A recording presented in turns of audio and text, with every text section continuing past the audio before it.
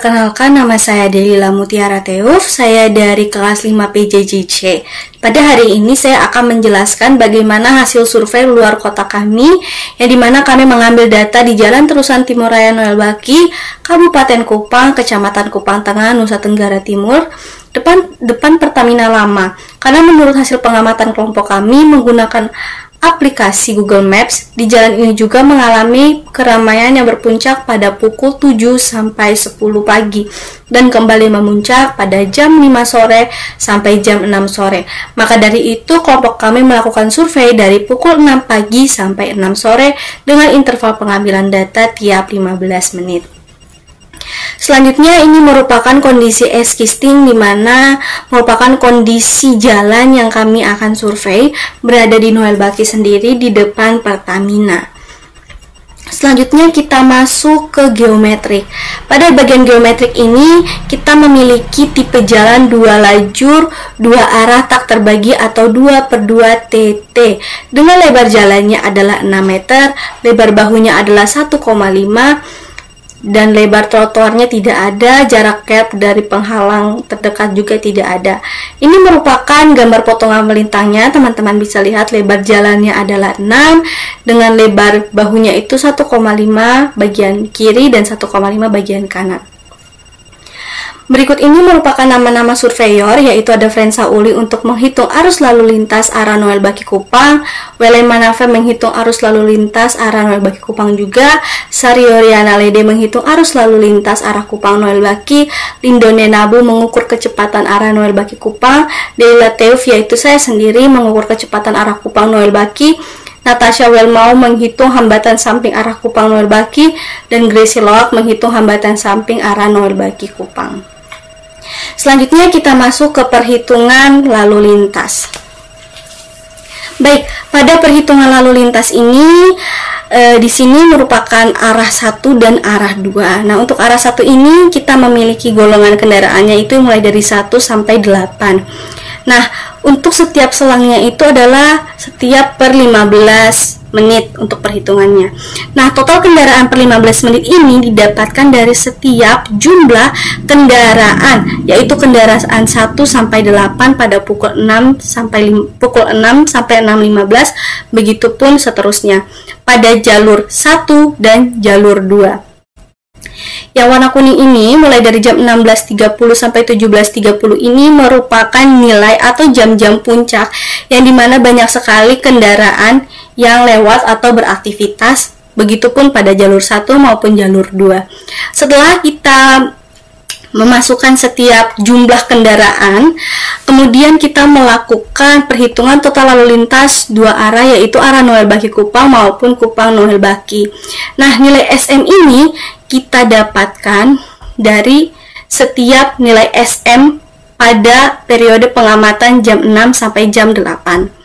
Begitupun 123, 165, dan 189. Selanjutnya merupakan MP juga sama, merupakan jumlah atau nilai dari MP yang kita telah dapatkan pada arah 1, yaitu Noel Baki Kupang. Contohnya adalah 22. 22 ini berada di jam 6.15 sampai jam 6.30. Jadi untuk MP ini dia itu kendaraannya mulai dari 2 sampai 4. Sedangkan untuk KS sendiri itu contohnya adalah nilai 7 ini. Nilai 7 ini kita dapatkan dari kendaraan golongan 5A sampai 7C. Ada berapa saja jumlahnya? Seperti itu. Ini berlaku pada jalur 2, yaitu Kupang Noel Baki.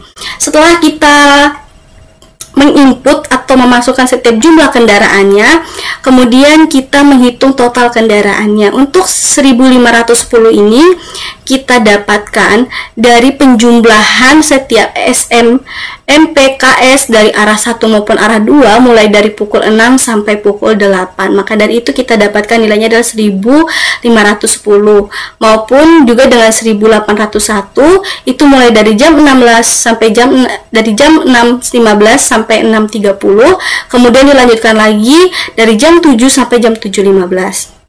Begitupun dengan 2073 2073 itu adalah jumlah dari jam 6.30 sampai 7.30. Selanjutnya ada 2283 itu kita dapatkan dari jam 6.45 sampai 7.45. Selanjutnya itu 229 yang kita dapatkan jumlah nilainya itu dari jam 7 sampai jam 8. Begitupun seterusnya. Setelah kita menghitung setiap nilai total kendaraannya, maka kita akan mendapatkan nilai maksimumnya. Maksnya adalah, teman-teman bisa lihat, 2399. Nah, maka dari itu kita bisa mendapatkan nilai, yaitu periode waktunya. Untuk periode waktu ini merupakan nilai Q.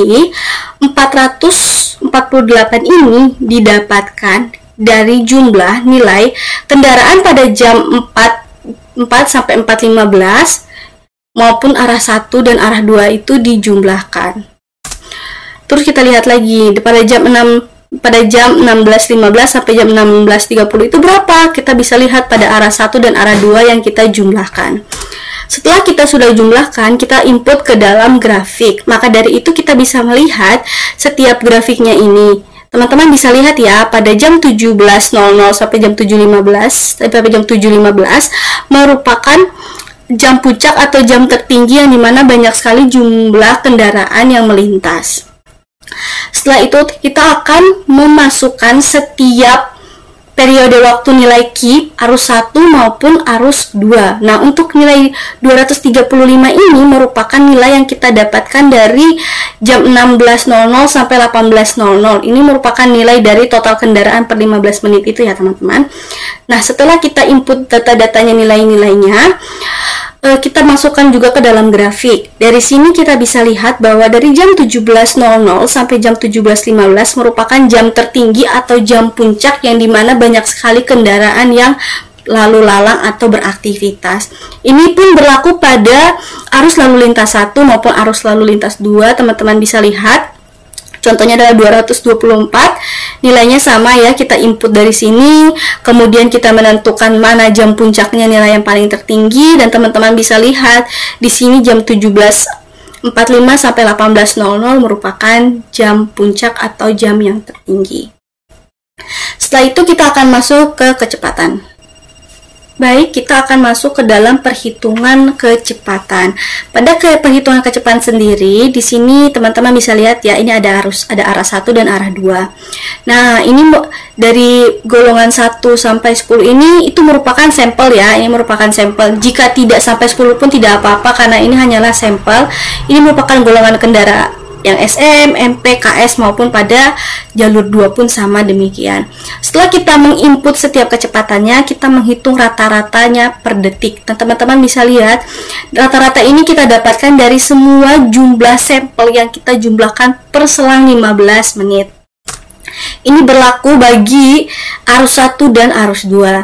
Setelah itu kita menghitung SM, yaitu SMS-nya meter per sekon. Teman-teman bisa lihat kita dapatkan dari setiap panjang jalan yaitu 50 meter kita bagikan dengan rata-rata per detiknya. Maka dari itu kita dapatkan 15,39. Teman-teman bisa lihat ya, ini sama untuk jamnya, kita contohkan sama.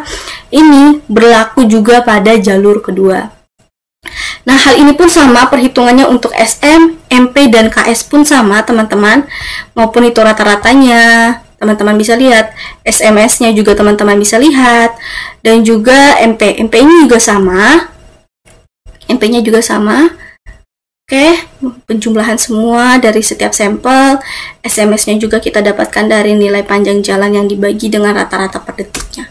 Ini berlaku bagi jalur 2 juga. Selanjutnya kita akan menghitung waktu rata-rata. Nah, waktu rata-rata ini kita dapatkan dari setiap nilai rata-rata maupun dari SM, MP, dan KS yang kita hitung atau kita ambil rata-ratanya. Maka dari itu kita akan mendapat pada 3,32 pada pukul 6 sampai jam 6.15. Ini nilai ini atau perhitungan cara menghitungnya juga sama teman-teman, maupun sama jalur kedua juga sama. Setelah itu kita menghitung nilai SMS-nya. Nah, untuk SMS ini kita dapatkan dari panjang jalan yang dibagi dengan setiap waktu rata-rata. waktu rata-rata yang kita dapatkan. Jadi SMS ini merupakan panjang jalannya berapa, kemudian kita bagikan dengan waktu rata-rata tersebut. Setelah kita dapat nilai SMS-nya, teman-teman bisa menghitung itu juga sama, tinggal turunin saja seperti ini. Nanti akan sama teman-teman nilainya. Atau misalnya agak sedikit berbeda, ini agak sedikit salah. Di sini 50. Ini teman-teman bisa turunkan nilainya, langsung turunkan seperti ini. Untuk nilainya juga teman-teman bisa turunkan ya, seperti ini. Teman-teman bisa lihat nilainya akan seperti ini ya teman-teman. Nilainya akan seperti ini, tinggal diturunkan saja. Kemudian untuk nilai SMS ini, karena nilai SMS ini merupakan nilai yang sama tapi dengan periodenya yang berbeda, yaitu kilometer per jam. Jadi nilai SMS kilometer per jam ini kita dapatkan dari nilai SMS meter per sekon yang dikalikan dengan 3600 per 1000. Ini pun sama jalur 1 maupun jalur 2. Jalur 1 maupun jalur 2. Setelah itu untuk nilai SMS SM. Nah, untuk nilai SMS SM sendiri itu adalah nilai dari SMS ini kita kalikan dengan 3600 per 1000. Begitupun dengan nilai SMS MP. Kita lihat nilai SMS MP itu berapa ya pada pukul 6 sampai 6.15. Kemudian kita kalikan dengan 3600 per 1000. Begitupun juga dengan KS. Setelah kita menghitung, teman-teman, arus 1 maupun arus 2, yaitu kecepatan 1 maupun kecepatan 2, kita akan menghitung fluktuasi kecepatan jam puncak. Nah, fluktuasi kecepatan jam puncak ini pada 16.30 sampai 17.30 ini merupakan jam puncak atau jam tertinggi. Untuk SM sendiri kita dapatkan dari jumlah nilai SMS SM arus 1 dan arus 2 yang kita jumlahkan. Pada pukul 16.30 pada arus 1 berapa, kita jumlahkan pada 16.30 pada arus kedua juga, seperti itu. Setelah kita menjumlahkan setiap nilai maupun dari SM, MP, dan KS, kemudian kita masukkan setiap nilainya itu ke dalam diagram batang. Nah, pada diagram batang ini teman-teman bisa melihat SM pada waktu pukul berapa yang paling memuncak, terus MP pada pukul berapa yang paling memuncak, dan KS pada jam berapa yang paling memuncak, seperti itu. Selanjutnya kita akan masuk ke hambatan samping. Nah, untuk hambatan samping sendiri, ini merupakan jumlah atau setiap hitungan yang kita lakukan pada saat survei, kemudian kita input, ada pejalan kaki, parkir atau kendaraan berhenti, dan kendaraan masuk keluar, bahkan kendaraan melambat. Teman-teman bisa lihat ini arah 1 dan arah 2. Nah, setelah kita input, kita akan menghitung totalnya atau KHS. Nah, untuk nilai ini merupakan sum atau kita menghitung semua jumlah kendaraan pada jam 6 sampai jam 6.15, begitupun pada arah 1 dan arah 2. Nah, setelah kita menghitung, menginput setiap data-datanya, kita akan memasukkan ke dalam grafik atau kita akan menghitungnya ke dalam tabel terlebih dahulu ya teman-teman. Nah, untuk tabel ini pada periode waktu kita akan menghitung kejadian sepanjang 200 meter. Nah, pada jam 16 sampai jam 6.15 ini terdapat 33. Nah, 33 ini kita dapatkan dari setiap jumlah kendaraan ini. Ada 33, ada 28, 56, 24, 29, 26 yang kita dapatkan pada hasil dari total KHS. Nah, setelah kita menginput setiap data-datanya, kemudian kita akan masukkan ke dalam grafik. Maka dari itu teman-teman dapat melihat pada pukul 16.30 sampai 16.45 merupakan jam yang paling puncak. 16.30 sampai 16.45 kita beri tanda. Merupakan jam puncak atau nilai tertinggi yang dimana banyak sekali terjadinya hambatan samping. Begitupun pada arus 2. Nah, arus 2 sendiri kita menginput setiap data-datanya yang ada di sini, kita input, kemudian kita masukkan ke dalam grafik. Nah, ke dalam grafik ini teman-teman bisa lihat pada jam 17.00 sampai 17.15 dan 17.45 sampai 18.00. Dan mulai dari 17.30 sampai 17.45 yang merupakan jam puncak. Kalau teman-teman bisa lihat sendiri. Kita tandai lagi pada jam 17.00 sampai jam 17.15. Baik. Di sini merupakan jam puncak atau jam tertinggi. Setelah itu kita akan masuk ke jalan kota 2. Nah, jalan kota 2 ini kita akan menghitung arus lalu lintas Q dan nilai EMP. Nah, untuk nilai EMP ini kita dapatkan dari setiap nilai lalu lintas. Teman-teman bisa pergi ke lalu lintas. Nah, MP ini merupakan nilai kendaraan dari 2 sampai 3, golongan 2 dan 3 ya teman-teman. Jadi nilai MP ini itu berada di arah 3 dan arah 2 dan arah 4. Selanjutnya kita akan masuk ke nilai KS. Nah, KS ini dia berada di nilainya itu adalah 5A. 5A, maka dari itu ya, untuk lalu lintasnya kita bisa lihat untuk KS itu golongan 5. Teman-teman kita sum semua nilainya dari jam 16.30 sampai jam 17.30. Begitupun yang tadi pada MP. Kemudian kita lihat lagi pada arah BB. Nah, BB sendiri itu merupakan golongan kendaraan yang kita bisa lihat di lalu lintas mulai dari 5B sampai 6B. 6B ya, kita bisa dari 5A, 5B sampai 6B itu berapa? Kita sum semua nilainya. Kemudian pada nilai TB sendiri itu merupakan jumlah kendaraan atau golongan kendaraan pada lalu lintas, yaitu mulai dari 7A sampai 7C. Setelah itu kita masuk ke SM. Nah, SM ini kita dapatkan pada golongan kendaraan yaitu 1. Ini berlaku pada arah 1 maupun arah 2. Setelah kita menginput setiap banyaknya kendaraan mulai dari jam 16.30 sampai dengan jam 17.30, kemudian kita menghitung Q, nilai Q pada arah 1 yang kita dapatkan dari jumlah total semua nilai MP, KS, BB, dan TB. Begitupun dengan Q arah 2 yang kita dapatkan dari nilai MP, KS, BB, TP maupun SM. Setelah kita mendapatkan nilai Q arah 2, kita akan menghitung setiap nilai SMP per jamnya. Nah, nilai SMP per jamnya ini kita dapatkan dari nilai, yaitu setiap nilai kendaraan dikalikan dengan satu nilai 1 ini, kemudian ada 9,8. Nah, 9,8 ini kita kalikan dengan 1,4. Kemudian nilai ini kita dapatkan dari 51 dikalikan dengan 1,4. Begitupun pada 28. Hal ini pun berlaku pada nilai SM, dan untuk itu setelah kita mendapatkan nilainya, kita sum atau menjumlahkan setiap totalnya.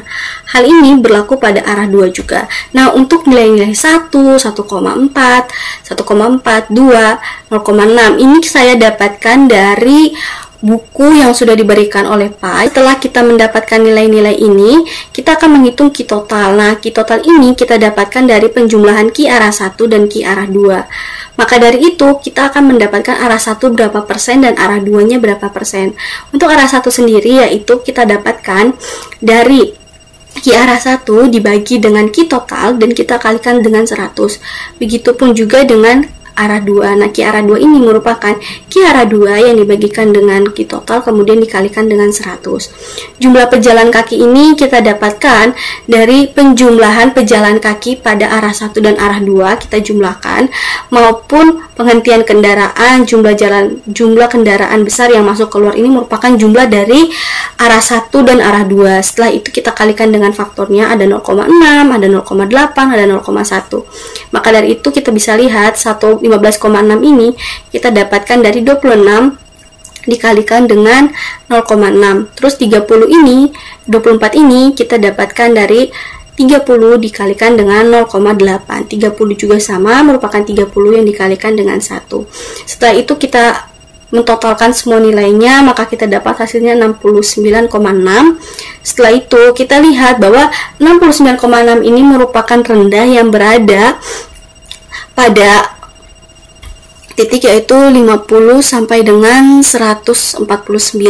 Nah, teman-teman bisa kita lihat di tabel 37 kriteria KHS. Selanjutnya kita akan menghitung kepada jalan kota 3. Untuk jalan kota 3 sendiri, di sini kita akan menghitung kapasitas dasar, lebar jalur, pemisah arah, hambatan samping, arus lalu lintas, bahkan derajat jenuh. Maka dari itu untuk kapasitas dasar ini adalah bernilai 4000 yang kita dapatkan dari tabel 31. Nah, teman-teman bisa lihat 31. Kenapa kita memilih 4000? Karena jalan kita merupakan 2/2T dengan tipe alignmentnya adalah datar. Maka dari itu 4000. Untuk lebar jalurnya sendiri kita bisa lihat di 34, oke, 34. Nah, jalan kita ini merupakan tipe jalan 2/2T dengan totalnya 2 arah. Tapi lebar jalan kita itu adalah 6 meter yang tadi saya sudah jelaskan di awal. Maka dari itu kita dapat melihat bahwa jika lebar jalan kita merupakan 6 meter, maka nilai FCL kita adalah 0,91. Selanjutnya kita bisa menilai, kita bisa mencari juga pemisah arah yaitu FCPA. Nah, kita bisa lihat di tabel 35. Nah, 35. Tadi kita sudah menghitung bahwa pemisah arah arus kita itu berapa persen. Nah, pada jalan kota kedua kita bisa mengetahui bahwa pemisah arah kita itu adalah 60 dan 40%. Maka dari itu teman-teman bisa lihat 60 dan 40% itu berada di tipe jalan 2/2T dengan FCPA-nya berapa, yaitu 0,94. Maka dari itu di sini nilainya 0,94. Selanjutnya untuk hambatan samping, teman-teman bisa lihat di tabel 38. Tabel 38 ya, berada di sini. 38, baik, berada di sini. Nah, untuk tipe jalan kita adalah 2/2T dengan yang tadi untuk nilai KHS-nya yang kita sudah dapatkan adalah rendah. Teman-teman bisa sendiri kita adalah rendah dengan lebar bahu kita atau lebar bahu kita merupakan 1,5, maka dari itu kita dapatkan nilainya adalah 0,97. Setelah itu nilai kapasitas atau nilai C ini kita dapatkan dari setiap jumlah yang kita telah hitung, kapasitas dasar, lebar jalur, pemisah arah, hambatan samping, kemudian kita jumlahkan atau kalikan. Seperti itu. Kita kalikan. Oke, kita kalikan. Setelah itu kita akan menghitung arus lalu lintas atau Q total. Nah, Q total ini kita dapatkan nilainya dari jumlah Q total yang sudah kita dapatkan pada jalan kota 2, yaitu 1804,8. Setelah kita mendapatkan nilainya, kita akan menghitung derajat kejenuhan. Nah, derajat kejenuhan ini kita dapatkan dari arus lalu lintas atau Q total yang kita bagikan dengan kapasitas. Nah, setelah kita menghitung pada jalan kota 2, jalan kota 3, selanjutnya kita pergi ke kinerja lalu lintas. Nah, untuk kinerja lalu lintas sendiri, yaitu ada level of service, dari hasil analisis kelompok kami, pada jalan terusan Timur Raya Noel Baki, Kecamatan Kupang Tengah, Kabupaten Kupang, NTT, depan Pertama Nobaki, maka kami dapat simpulkan bahwa kinerja lalu lintas pada lintasan jalan tersebut masih memiliki derajat kejenuhan yang normal, yaitu sebesar 0,544. Sehingga masih dalam batasan arus yang stabil. Banyaknya hambatan samping yang muncul tidak berdampak besar menghambat arus lalu lintas di jalan tersebut. Nah, pada tahap ini juga tingkat kelayanan kita merupakan tingkat kelayanannya itu adalah C, karena nilai derajat kejenuhan kita itu berada di 0,45 sampai 0,74.